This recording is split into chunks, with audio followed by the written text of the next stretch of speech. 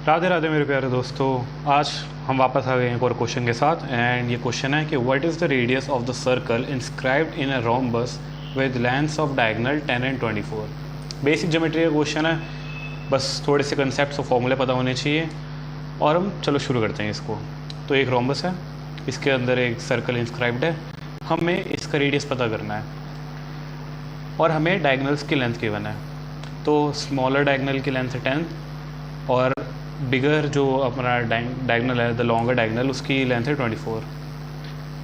So we know that diagonals in a rhombus bisect each other.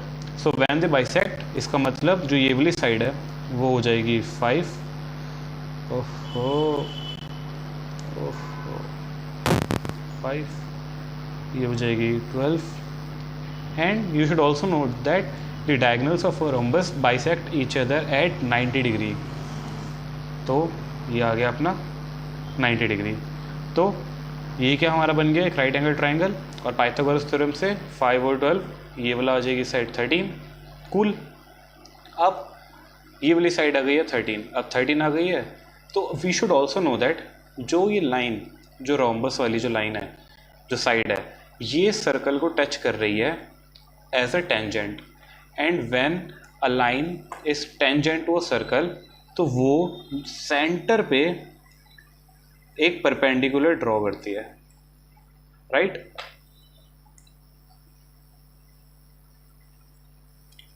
ठीक है। सो हमारे पास ये आ गया कि 90 डिग्री है। तो ये एक अपने आप में एक तो ट्राइंगल है, ठीक है। अब ये वाला जो ट्राइंगल है, इसको हम नाम दे देते हैं ABCDO।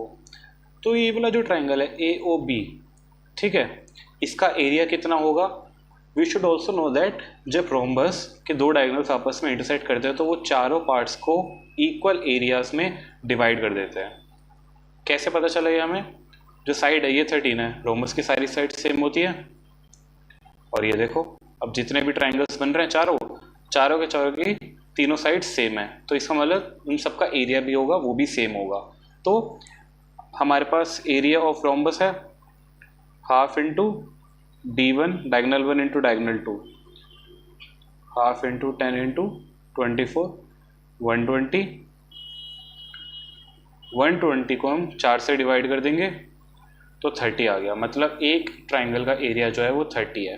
अब एक अगर ट्राइंगल का एरिया 30 है तो एरिया ऑफ ट्राइंगल निकाल लेते हैं, half into base into height.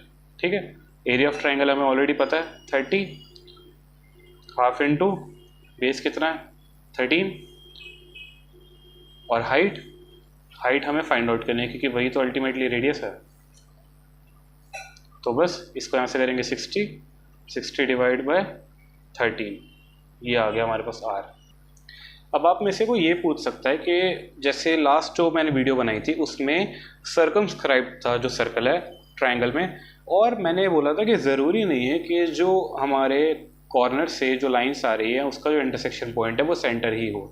यहाँ पे जैसे मैंने तुरंत सेंटर इसको मान लिया है, बट इसको हम सेंटर कैसे प्रूव कर सकते हैं, बिकॉज रेडियस जो है वो हर तरह से सेम ही होता है।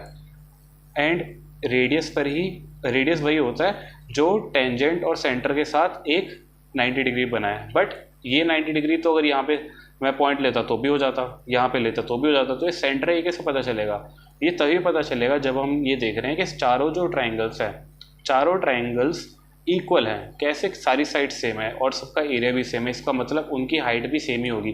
तो अगर मैं यहाँ से ड्रॉ करता तो भी सेम होता, यहाँ से ड्रॉ करता तो भी सेम होता, यहाँ से ड्रॉ करता तो भी सेम होता। तो जब चारों के चारों रेडियस जो है वो सेम आ रहे हैं, इसका मतलब यही तो सेंटर है, यही सेंटर है। इस चीज़ से प्रूव हो गया। एंड यहाँ पर हमें हमारी R की वैल्यू भी आ गई। तो इस तरीके से वाला क्वेश्चन करना था। Thank you.